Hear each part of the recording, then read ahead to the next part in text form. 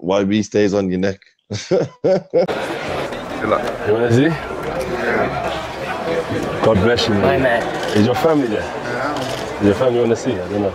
Money? Oh, wow. Thank you.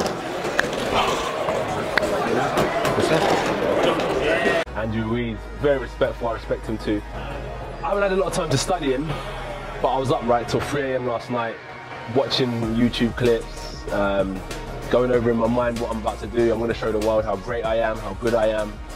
And I feel like self-confidence is important. And it's not about ego, it's just about being confident within yourself, knowing how hard you've worked and what I'm able to do. So I'm looking forward to the competition.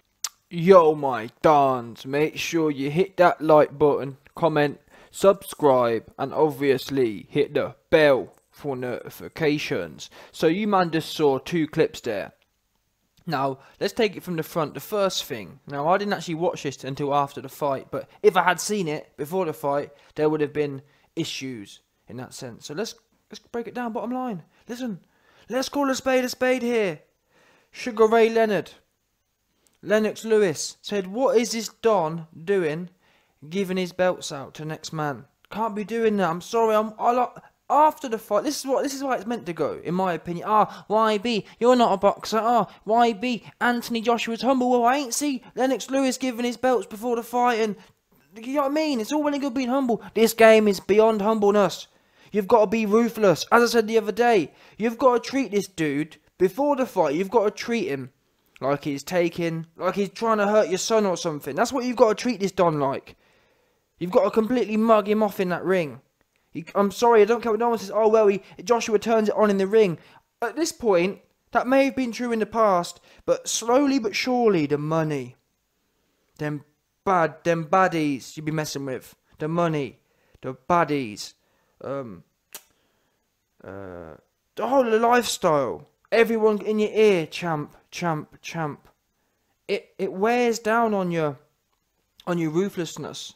I forgot what fighter said it, but there was a fighter, a great fighter, I forgot his name, Roberto Duran maybe, who said it's hard to run when you're in silk underwear, when you're in silk nightgowns, and it's true. It's the classic fighter sin. The riches and the wealth and the success, it wears on your fighter's spirit, I believe. Now, some fighters have been able to always get through it, but one thing you got to remember about AJ as well. I was about to use Floyd Mayweather as an example to say, well, Floyd Mayweather managed to do it, but what do we know about Floyd Mayweather? Floyd Mayweather wasn't really a spiteful fighter. At the start of his career, he was spiteful. Towards the end of his career, towards the end of the career, when the riches came, he wasn't going in there needing to do damage. He wasn't a heavyweight where every shot counts. He wasn't a power fighter, which I believe Joshua is. So he didn't really need that nastiness. He was happy to get through 12 rounds. In the heavyweight game, you can't be, unless you're Tyson Fury. But even then, I'm not being funny, there's no guarantee he's not going to get caught again versus Wilder. So what I'm saying is, in the heavyweight division, it's who's going to hit who first, who's going to pull first. Ultimately, that's what it comes down to, and you can't have this nicey mentality, I don't believe anyway. And it's not only just me.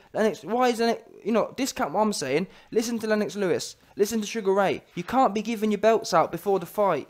You got to be ruthless. You got to look at him like he's took something out of your hand. Like he's took something out of your pocket. Oh, here's my belts, yeah, before. Now, don't get me wrong.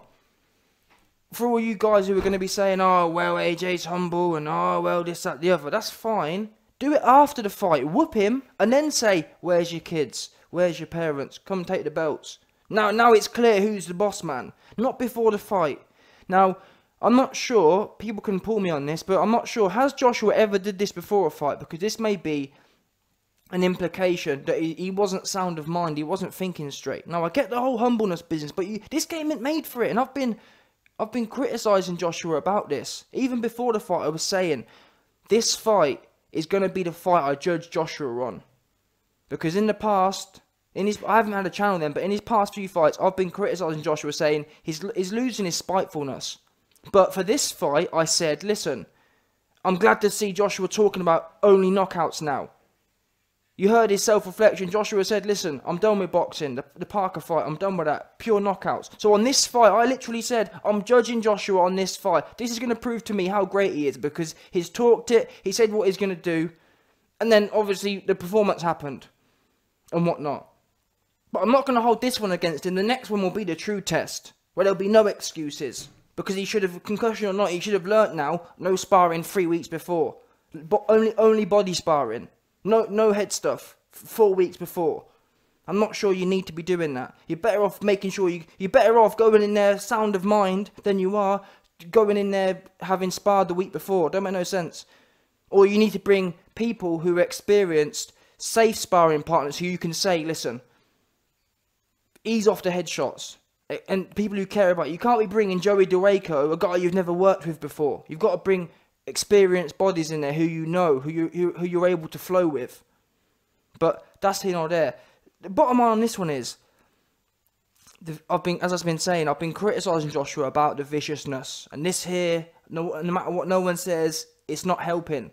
You've got to have a ruthless mindset before that fight.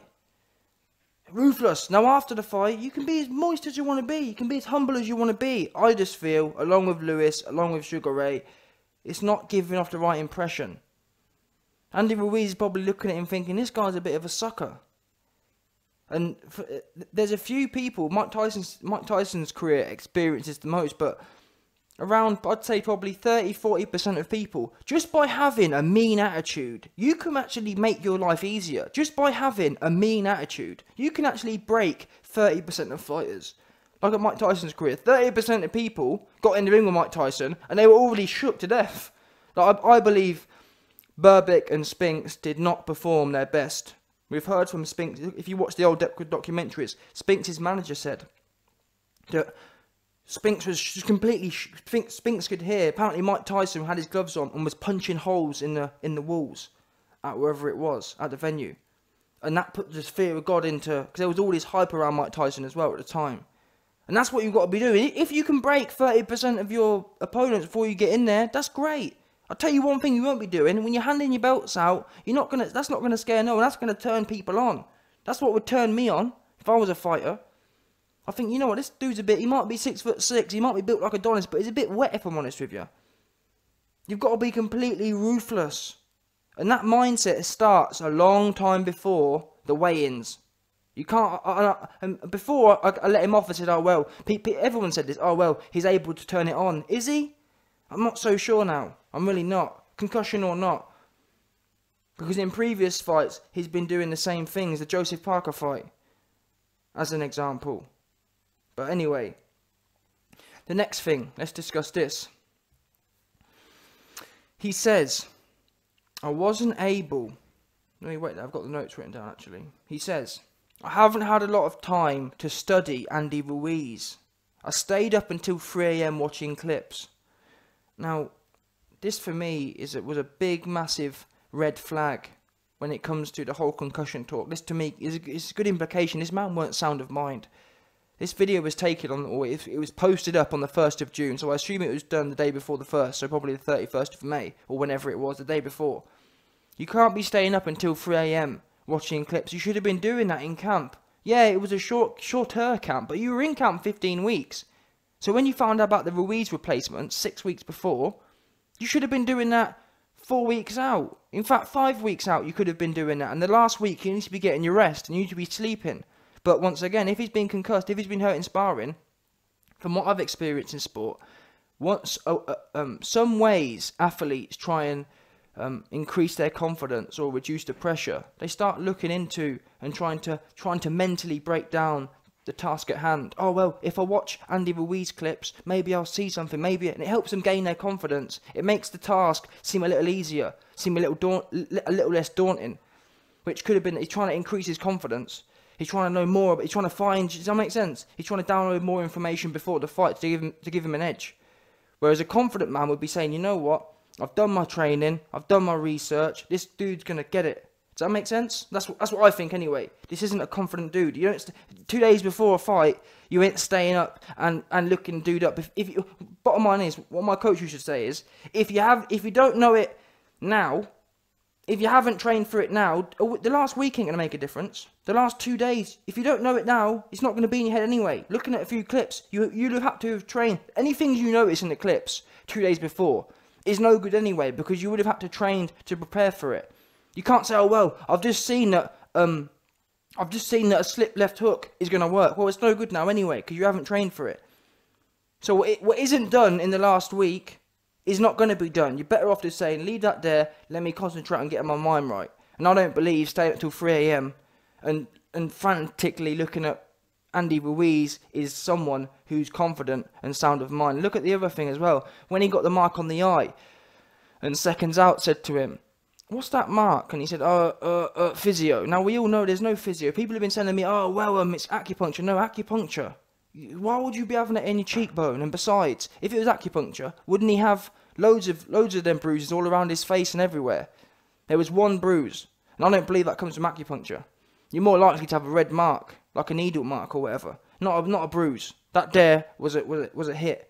And the man said to him, have you been sparring hard? And he said, no, I haven't been sparring hard. I haven't been getting hit. Just a bit, it's a little bit insecure. And it all feeds into the whole universe of things we're breaking down here. And the last thing I'll say on this is, well, he even mentions how self-confidence is important. Now, I may be reading too much into this, but I just thought that was a little weird. Him saying, you know what, forget that, it's irrelevant. Ultimately, he had plenty of time to have been studying Ruiz, 5 weeks out. 6 weeks out, rather. The fight was booked. You could spend, I wouldn't even mind, you know what? If you got 6 weeks, and you know you're fighting Ruiz, if you want to stay up until 3 AM, 4 weeks before, that's fine. But the last 2 weeks, you need to be sleeping properly. That's what I don't understand. That's why I believe he wasn't mentally sound. He's potentially concussed. Because he wasn't making rational decisions before the fight. Never mind in the fight. Is it rational to stay up to get 5-6 hours sleep the night before your fight? I don't think so. Is it rational to be cramming? It's like almost like an exam. You know when you haven't prepared for an exam? And the night before, you're sitting there cramming. The worst thing you can do is try and cram, because when you get in the exam, your head's frazzled.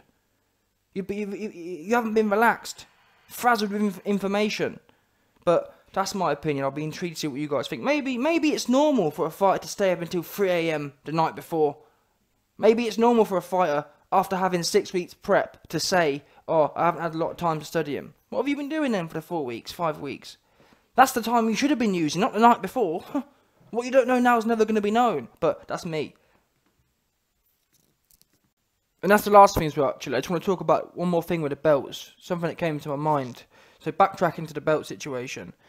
You've got to almost say to Ruiz, before the fight, you've got to be thinking about Ruiz and saying to him, you know, if you want these belts, you're going to have to fucking come and take them. Simple as that. There's no giving them to you before the fight. If you want them, you're going to have to come and take them. And that's the attitude. And that's what you've got to imprint on his head. I believe all fight build-up, you should be building an image that puts into Ruiz's head, if he's got to be thinking, you know what, if I want these belts, I'm really going to have to take them.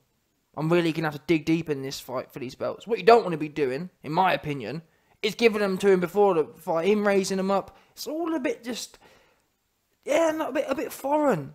I just don't think that's on point.